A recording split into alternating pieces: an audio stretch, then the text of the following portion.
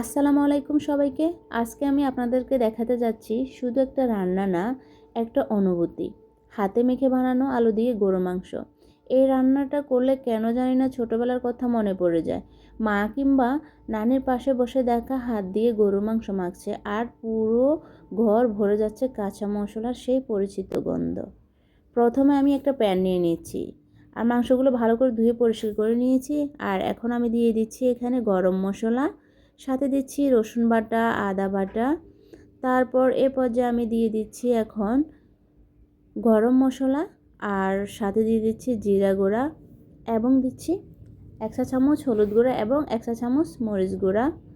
এখন দিয়ে দিচ্ছি আমি এখানে ধনিয়া গুঁড়া। দেওয়া শেষে এ পর্যায়ে দিয়ে দিচ্ছি আমি প্যাকেটের রাঁধুনি গরম মশলা দিয়ে এখন আমি দিয়ে দিচ্ছি ফালি করা কাঁচামরিচ, টমেটো এবং পেঁয়াজ কুচি। সাথে দিয়ে দিব এখন আমি পরিমাণ মতো তেল। সবগুলো উপকরণ একসাথে দেওয়ার পর এখন কোনো চামচ না, নিজের হাত দিয়ে সব মশলা মাখাবো। হাতের উষ্ণতায় মশলাগুলো মাংসের ভিতরে মিশে যায়। এই হাতের ছোঁয়াটাই তো আসল রান্নার আসল ভালোবাসা।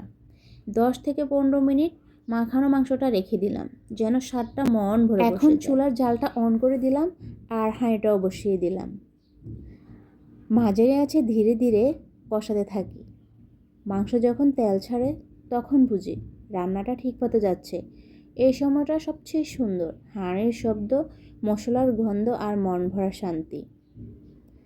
এবার পরিমাণ মতো পানি দিয়ে মাংসটা ভালো করে কষিয়ে নিয়েছি। তারপর মাংসটা যখন আধা সিদ্ধ হয়ে আসবে তখন দিয়ে দিচ্ছি খোসা ছাড়ানো আলু। আবারও ডেকে দিলাম, ধৈর্য ধরে রান্না হতে দিলাম। ভালো করে এখন আমি মাংসটা কষিয়ে নিচ্ছি। মাংসটা যত বেশি কষানো হবে তত বেশি টেস্ট আসবে।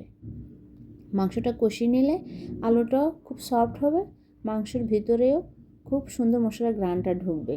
মাংসটা খেতে কিন্তু খুব মজা হবে। এ পর্যায়ে আমি ঢাকনা দিয়ে ডেকে রাখছি। ঢাকনাটা উঠিয়ে এখন দিয়ে দিচ্ছি আমি পরিমাণ মতো সিদ্ধ হওয়ার জন্য পানি। পানিটা দেওয়া শেষে এখন আমি ঢাকনা দিয়ে আবারও ডেকে রাখছি।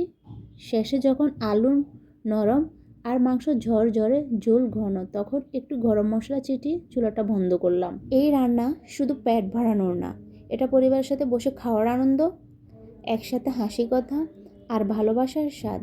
ভিডিওটা যদি আপনাদের মনে একটু হলেও ছুঁয়ে যায় তাহলে একটা লাইক, একটা কমেন্ট করে যাবেন।